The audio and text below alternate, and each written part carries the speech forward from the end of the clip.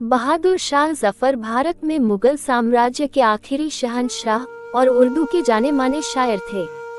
उन्होंने 1857 का प्रथम भारतीय स्वतंत्रता संग्राम में भारतीय सिपाहियों का नेतृत्व किया।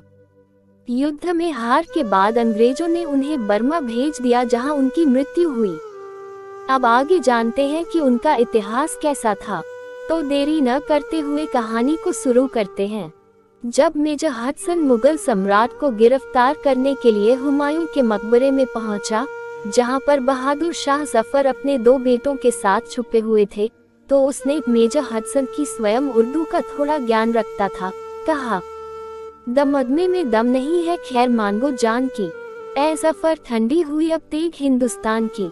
इस पर जफर ने उत्तर दिया, गाजियों में बू रहेगी जब तलक ईमान की, तख्ते लंदन तक चलेगी तेग हिंदुस्तान की। बहादुर शाह जफर हमारे उस स्वतंत्रता संग्राम के नायक हैं जिसमें हम हार भले ही गए थे, पर हिंदुओं व मुसलमानों क्रांतिकारियों ने उससे एकजुट होकर लड़ा था और अपनी एकता की शक्ति से अंग्रेजों में खौफ पैदा कर दिया।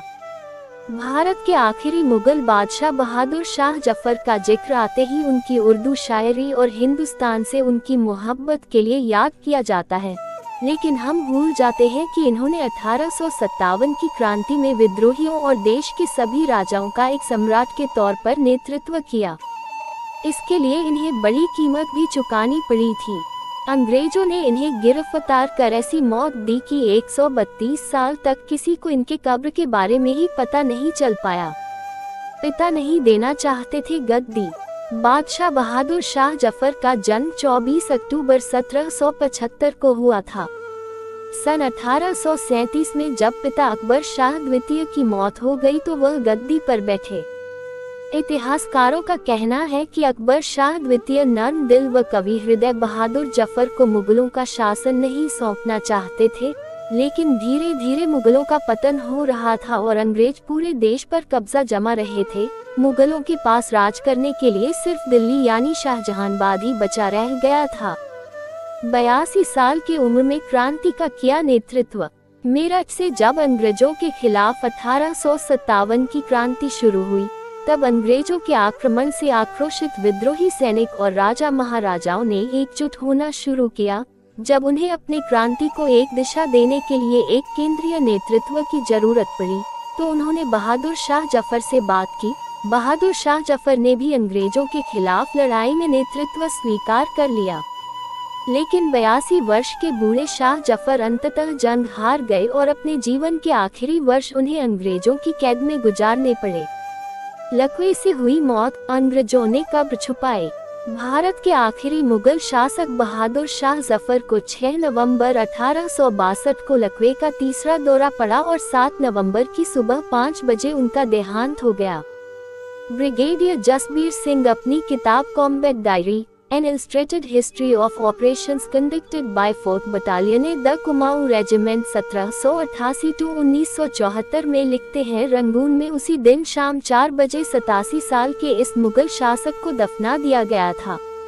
वो लिखते हैं, रंगून में जिस घर में बहादुर शाह जफर को कैद करके रखा गया था, उसी घर के पीछे उनकी कब्र बनाई गई और उन्हें दफनाने के बाद कब्र की जमीन समतल कर दी गई। ब्रितानी अधिकारियों ने ये सुनिश्चित किया कि उनकी कब्र की पहचान ना की जा सके। उस समय जफर के अंतिम संस्कार की देखरेख कर रहे ब्रिटिश अधिकारी डेविस ने भी लिखा है कि जफर को दफनाते वक्त करीब 100 लोग वहां मौजूद थे, और यह वैसी ही भीड़ थी जैसे घुड़दौड़ देखने वाली या सदर बाजार घूमने वाली।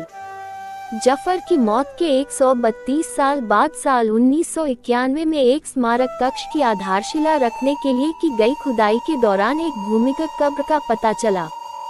बादशाह जफर की निशानी और अवशेष मिले, जिसकी जांच के बाद ये पुष्टि हुई कि वह जफर की ही है। शव मिलने के बाद बनाया गया कब्र। आखिरी मुगल बादशाह बहादुर शाह जफर की मौत 1862 में 87 साल की उम्र में हुई थी, लेकिन उनकी दरगाह 132 साल बाद 1994 में बनी। इस दरगाह की एक एक ईंट में आखिरी बादशाह की जिंदगी के इतिहास की महक आती है। इस दरगाह में महिलाओं और पुरुषों के लिए अलग अलग प्रार्थना करने की जगह बनी है। झुग्गी झोपड़ी में रहते हैं वंशज।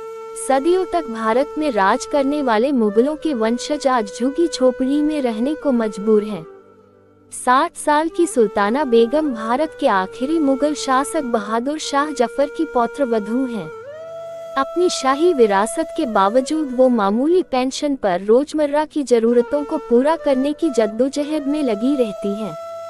उनके पति राजकुमार मिर्जा बेदर बख्त की साल 1980 में मौत हो गई थी और तब से वो गरीबों की जिंदगी जी रही हैं। वो हावड़ा की एक झुग्गी झोपड़ी में रह रही हैं। यही नहीं, उन्हें अपने पड़ोसियों के साथ किचन साझा करनी पड़ती है और बाहर के नल से पानी भरना पड़ता है।